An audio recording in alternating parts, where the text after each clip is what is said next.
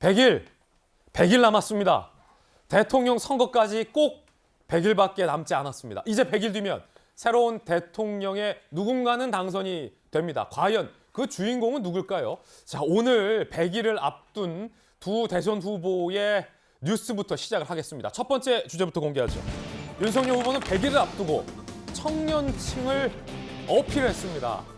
선대위가 너무 올드한 것 아니냐라는 지적에 대해서 청년 보호자위를 특별 뽑겠다, 공개 선발하겠다라고 밝히기도 했다는데 윤석열 후보의 100일 전 이슈는 무엇일지 오늘 짚어보겠습니다. 자, 먼저 청년위원회 출범식 현장부터 살펴보시죠.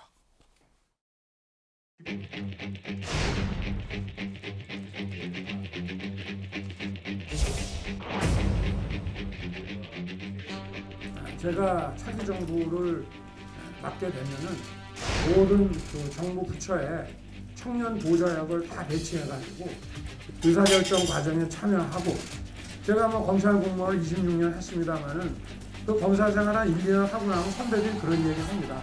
1년만 잘 배우면은 일 잘하는 사람은 10년 이상 한 것보다 낫다. 출발이라고 보셔야 되겠죠. 상임선대위원장이 후보 모시고 지방도 가고 그렇게 하니까 출발했다고 보셔야 될 거고요.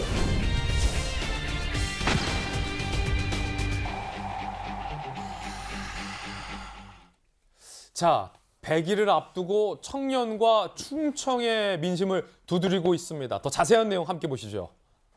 화면으로 볼 텐데요. 이거예요. 오늘 세종과 대전, 윤석열 후보 부친의 고향이 충청이지 않습니까? 고향을 찾습니다. 세종과 대전을 방문하는데 특히 지난 총선 때 세종에 출마했었던 김병준 위원장과 함께 동행을 한다. 내일 충북, 모레 충남, 충청 일정이 연속 3일 예정돼 있습니다. 이번에 국민의당 윤석열 후보 선대위에 공보실장으로 전격 합류한 박정하 공보실장님. 네. 아니, 일단은 공보실장에 언제 내정된 겁니까? 뭐 지난주 인선 발표가 있었는데요. 그 직전 뭐 하루 이틀 전이었어요. 저도 생각 못 하고 있었고, 사실은 캠프부터 활동을 했던 게 아니기 때문에 예. 아직은 뭐 갑작스러운 발탁이었군요. 네, 선대위에서 그런 거 있으면 다음번에는 동서남북. 우리 돌직구쇼 시청자들께는 한 하루 이틀 정도 미리 좀 말씀을 해주시면은. 알겠습니다. 인선이라는 게 어떻게 될지 모르는 거라서. 축하드립니다. 자, 그런데 지금 충청을 연속 3일 가는 이유는 뭡니까? 일단 아시는 것처럼 윤석열 후보의 부친 고향이 공주잖아요.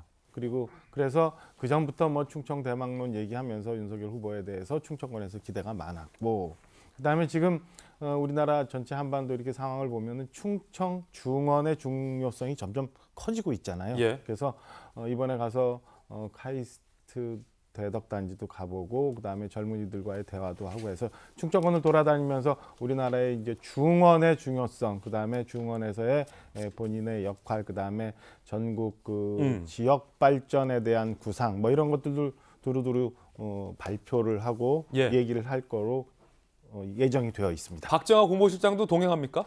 저는 못 가고요. 오늘 사실은 우리 김병민 대변인이 오늘 이 자리에서 방송하고 시청자 여러분 뵈야 되는데, 김병민 대변인이 김병민 따라갔군요. 대변인이 가시는 바람에 제가 오늘 대신해서 와 있습니다. 이양수 대변인도 따라갔습니까? 이양수 대변인도 저녁에 합류하는 걸로 알고 있습니다. 내일 이양수 대변인 나와야 되는데 어떡하죠?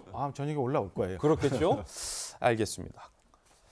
자, 그런가 하면 김수경 교수님, 기자하셨잖아요.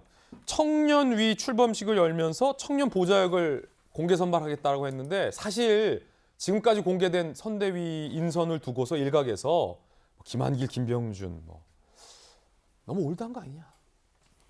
청년이 없다. 뭐 이런 얘기가 있다고요?